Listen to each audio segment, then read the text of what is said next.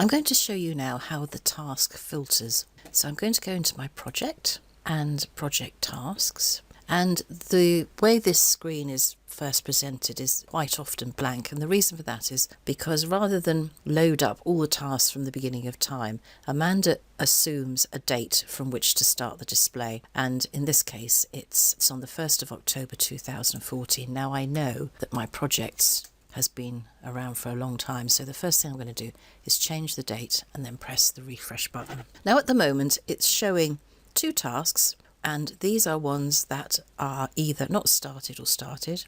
So if I click completed, there will be a further list of tasks displayed if you do have tasks that have been completed. You can tell that a task has been completed by the status here.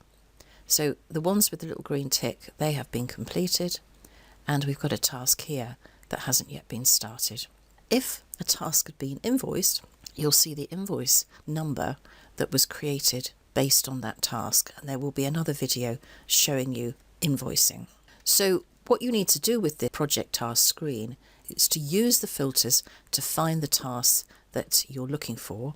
There are other filters down here that you can use. So for example, if I wanted to sort on a particular project task type, so let's go to this one and then press refresh, it will show just tasks that have been created using that task code.